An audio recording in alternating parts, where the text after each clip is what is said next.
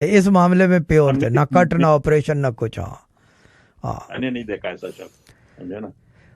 अब मामला ये है कि न्यूमरोलॉजी में जो है हम जिस तरह प्रैक्टिस करते हैं उसी तरह भाव भी उसी फोर्स से, उसी यानी कि थ्रस्ट से आती है।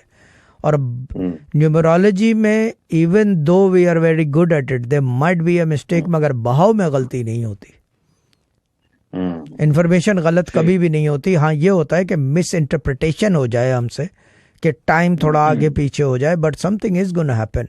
कोई पता नहीं वॉर हो जाए, ये जो अभी हुआ है, क्या नाम है इसका, जो अभी शहजाद पैलेस्टाइन में, और ये जो इसके अंदर क्या नाम है, इजराइल में, क्या पता वॉर हो जाए, ऑल आउट वॉर हो जाए, कोई भरोसा नहीं है। क्या पता कोई आफात आ जाए इंडिया पाकिस्तान में, या ये कि दुनिया में कहीं भी कोई बड़ी ऐसी चीज़ हो, कोई बिग थिंग, कोई समथिंग हो दी अदर।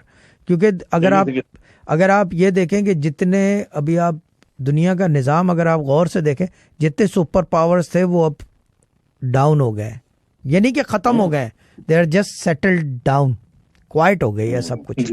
आप न्यूज़ देखें, क्वाइट हो गई है, बिल्कुल एकदम हर चीज डाउन हो गई, एकदम हर चीज़ डाउन हो गई है। और इसको कहते हैं साकित है वक्त साकित है। और जब साकित हो जाए इसका मतलब कुछ होने वाला है। न्यूमरोलॉजी में ये भी एक चीज़ है, साइनेज में देखते हैं, अगर वक्त साकित हो जाए तो इसका मतलब तैयारी कर लो, समथिंग इज गोना हैपन।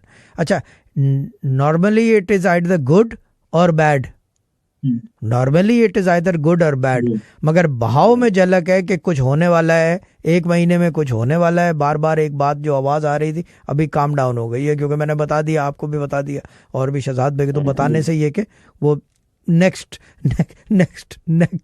अगली इन्फॉर्मेशन आए तक ना वो लटक जाता है मसला।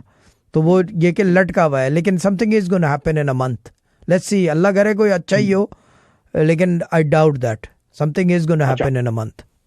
अच्छा,